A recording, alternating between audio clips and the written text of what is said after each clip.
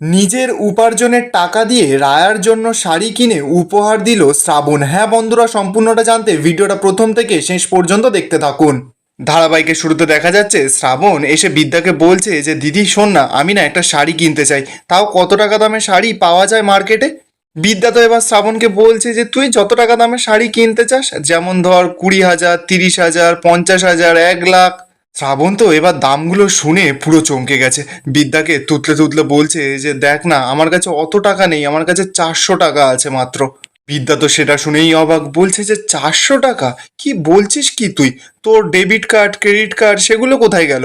শ্রাবণ তখন জানাচ্ছে যে ওগুলো আমি সব ফেলে দিয়েছি। বিদ্যা তো তখন শ্রাবণকে বলছে যে কেন? শ্রাবণ তখন বিদ্যাকে জানাচ্ছে যে ওই ডেবো মেয়েটা, ওই ছোট মতন মেয়েটা, ও আমাকে চ্যাটাং চ্যাটাং করে কথা বলছে। ওই 5 ফুটের মেয়ে, 10 ফুটের জিপ, ও বলছে নাকি যে আমি বাপের টাকায় ফুটানি করি, আমার নাকি নিজে থেকে উপার্জন করার ক্ষমতা নেই। ও কি ভেবেছে কি আমি দেখো একদিন গিয়েই আমি 400 টাকা উপার্জন করেছি। বিদ্যার তো এবার সন্দেহ হয়। বিদ্যা শ্রাবণকে বলছে তা তুই কিভাবে উপার্জন করলি? শ্রাবণ তো এবার তুতলাচ্ছে। বিদ্যা তখন চিৎকার করে বলছে যে বল। শ্রাবণ তখন বিদ্যাকে ভয়ে ভয়ে বলছে যে আমি একটা বার কাউন্টারের, রেস্টুরেন্টের ওখানে সার্ভিস বয়। বিদ্যা সহ বাড়ির সকলে তো সেটা শুনে পুরো চমকে গেছে। শ্রাবণ তো এবার বিদ্যার কাছে গিয়ে বলছে মানে আমি ওই বার বিয়ার, তারপরে খাবার দাবার সমস্ত কিছু রেস্টুরেন্টে সার্ভ করেছি, আবার 100 টাকা টিপসও পেয়েছি, আর টোটাল 500 টাকা হয়েছে। এখন হয়তো আমি ডেলি বেসিসে কাজ করছি, কিন্তু একটা সময় গিয়ে পার্মানেন্ট হব, আর পার্মানেন্ট হলে ওরা বলেছে 18,000 টাকা আমাকে স্যালারি দেবে। বিদ্যার তো কোনো কথাই বিশ্বাস হচ্ছে না, ওর তো মাথায় যেন পুরো বাজ পড়ে গেছে। শ্রাবণকে বলছে যে তুই এসব কি বলছিস? তোরসা তখন বিদ্যাকে কাঁদতে কাঁদতে জানাচ্ছে যে হ্যাঁ, আমার ছেলেটা পুরোপুরি বদলে গেছে। শ্রাবণ তো এবার বিদ্যাকে বলছে যে শোন না দিদি, তুই আমাকে শাড়ি কিনে দিবি। বিদ্যা তখন বলছে আমি কিনে দেবো। শ্রাবণ তখন বলছে না না, তোর টাকায় না, আমার টাকায়, আমার নিজের পরিশ্রমের টাকায়।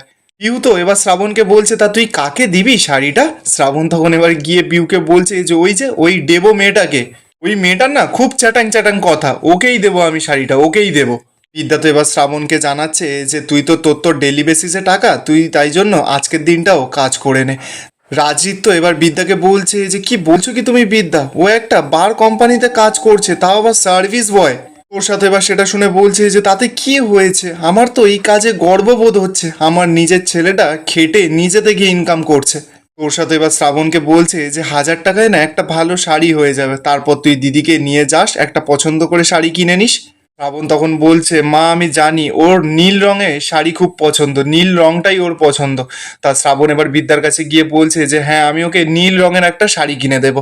বিদ্যা তখন খুব খুশি হয়ে যায়, শ্রাবণকে বলছে ঠিক আছে, তুই কিনিস ওর জন্য নীল কালারের শাড়ি। শ্রাবণ তো এবার বিদ্যাকে জানাচ্ছে যে আর কিন্তু তুই ভাবিস না যে আমি কলেজটা ছেড়ে দিয়েছি, আমি সারা রাত ওই বারে সার্ভ করব, আর সকালবেলা হলে কলেজে যাব। ওই কলেজে কি ঘটছে না সমস্ত কিছু আমি জানি, আমি তোর পাশে আছি, প্রত্যেকটা লড়াইয়ে আমি তোর পাশে আছি। আমি না আমার জীবনের মানে খুঁজে পেয়েছি দিদি, যেই মানেটা কোনো ডিকশনারি বা অভিধানে থাকে না, আর যেই মানেটা বুঝতে গেলে একটা মানুষ হতে হয়, আর আমি সেই মানেটা বুঝতে পেরেছি দিদি। এই বলেই তো শ্রাবণ এবার ওখান থেকে চলে যায়। তোরসা তো এবার পিউর কাছে গেছে। পিউ তো দেখতে পাচ্ছে যে তোরসা কাঁদছে। তোর সাথে এবার পিউকে বলছে যে তা তুই কাঁদছিস কেন? পিউ তখন বলছে ভালোবাসা, এই প্রথমবার না দিদি আমার রায়াকে দেখে হিংসা হচ্ছে। তোষা তখন বলছে যে কেন? পিউ তখন জানাচ্ছে যে আমার ভালোবাসার ঘরে তো অন্য একজন রয়েছে, অন্য একটা মেয়ে, তাই সেই ঘরে আমার জায়গাটা বড়ই কম, একজনকে না একজনকে তো বেরোতেই হবে দিদি। বিদ্যা তো এবার সরাসরি পিউকে জানাচ্ছে যে তুমি কিন্তু তোমার ভালোবাসার ঘর ছেড়ে কোথাও যাবে না কাকি, আর তুমি তোমার জায়গাতেই থাকবে, কিন্তু ওদের মধ্যে কেউ একজন বেরোবে, সে কপিল ব্যানার্জি হোক আর প্রফেসর পিসিই হোক। আমি না তাকে চাপকে পুরো সিধে করে দেব, আর তাকে যদি চাপকে সিধে না করতে পারি, আমার নামও প্রফেসর বিদ্যা ব্যানার্জি নয়। অপরদিকে দেখা যাচ্ছে রায়া তো ঘরে গজগজ গজগজ করেই যাচ্ছে, বলছে যে কি করতে ওই প্রফেসর বিদ্যা ব্যানার্জির কথায় আমি বিয়েটা করলাম, এটা তো একটা পুরো রাক্ষস খানদান, আর ছেলেটা পুরোপুরি একটা গুন্ডা। ভাগ্যিস সিঁদুরটা আমি আসল সিঁদুর পরিনি, আবির পরেছিলাম, আর মন্ত্রগুলো উচ্চারণ করিনি। আবার দাদু বলছে নাকি দিরাগমনে যেতে, কোনো মতে আমি দিরাগমনে যাব না। রায়া তো এবার হঠাৎ করে দেখতে পায় যে শ্রাবণ নাক ডেকে ডেকে ভোঁস ভোঁস হয়ে ঘুমাচ্ছে। রায়া তো এবার শ্রাবণের কাছে গেছে, শ্রাবণকে গিয়ে ডাকছে, বলছে এই যে। শ্রাবণ তো কোনো সাড়া শব্দই করছে না। রায়া তখন একার মতন একা বকছে, বলছে যে এইসব নাক ডাকা লোকদের সঙ্গে না এক ঘরে একদম থাকা যাবে না। রায়া তো এবার অনেক করে শ্রাবণকে ডাকার চেষ্টা করছে, কিন্তু শ্রাবণ তো পুরো ঘুমের ঘোরে আছে, কোনো সাড়া শব্দ করছে না। রায়া এবার কি করবে? রায়ার সঙ্গে সঙ্গে ওখানে থাকা এক গ্লাস জল নিয়ে শ্রাবণের গায়ে পুরোটা ঢেলে দেয়। শ্রাবণ তো এবার থতমত খেয়ে উঠেছে, উঠে বলছে আমি কোথায় কোথায়? রায়া তখন শ্রাবণের ঘুমটা ভাঙায়, বলছে এই তো তুমি বাড়িতে, আর আমি আমি এই যে তোমার সামনে নকল বউ দাঁড়িয়ে আছি, আর এইভাবে শুয়ে তুমি নাক ডাকছিলে কেন এত জোরে জোরে? শ্রাবণ তখন রায়াকে বলছে, ও আমি নাক ডাকছিলাম, ও না না আমার একটু ঘুমটা কম হয়েছে তো ওই কারণে। রায়া তখন শ্রাবণকে জানাচ্ছে যে হ্যাঁ ঘুমটা হবে কি করে, রাতে তো পার্টি চলছিল, স্কচ চলছে, বাপের টাকা নিয়ে ফুর্তি করা হচ্ছিল। শ্রাবণ তো এবার রেগে মেগে গিয়ে রায়াকে বলছে যে তা বলে তুমি আমার গায়ে জল ঢেলে দেবে, আর একটু তো ধাক্কা মেরেও ঢাকা যায়। রায়া তখন শ্রাবণকে বলছে তোমাকে না ধাক্কা মারতে আমার বয়েই গেছে, তোমাকে টাচ করতেও আমি চাই না। শ্রাবণ তো এবার হঠাৎ করে বুঝতে পেরেছে যে ওর জামাটা তো পুরো ভিজে গেছে। এবার সঙ্গে সঙ্গে জামার পকেটে হাত দিয়ে দেখছে যে ওর 400 টাকাটা পুরো ভিজে গেছে। বলছে এই দেখো আমার টাকাটা তো পুরো ভিজে গেল। তো এবার শ্রাবণকে বলছে যে বাবা এমন ভান করছো, এর ভেতরে কত টাকা আছে? শ্রাবণ তখন চিৎকার করে বলছে যে 500 টাকা আছে, তুমি ভিজিয়ে দিলে তো, পুরোটা ভিজিয়ে দিলে, এখন টাকাটা আবার শুকাতে হবে। রায়া তখন বলছে ঠিক আছে 500 টাকাই তো ভিজেছে, তোমার বাবার তো কুবেরের ধন আছে, সেখান থেকে গিয়ে নিয়ে নাও। শ্রাবণ তো এবার রায়াকে বলছে যে আজ্ঞে না, ওই টাকাগুলো আমি নেব না, এই টাকাটা আমার নিজের পরিশ্রমের টাকা। রায়া তো এবার অবাক, শ্রাবণকে বলছে যে কার পরিশ্রমের টাকা?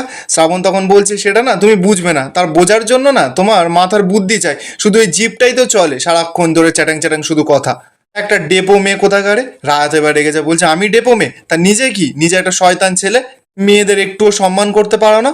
শ্রাবন্ত এবার চিৎকার করে বলছে যারা বাবা আমি তো নিচে শুচ্ছি, যেখানে বলছে সেখানে যাচ্ছি, তাই করছি, তা আর কতটা সম্মান করব? ইচ্ছে করছে না তোমাকে? রায়া তখন শ্রাবণকে বলছে ও কি ইচ্ছে করছে, দরজা বন্ধ করে আমাকে অত্যাচার করা?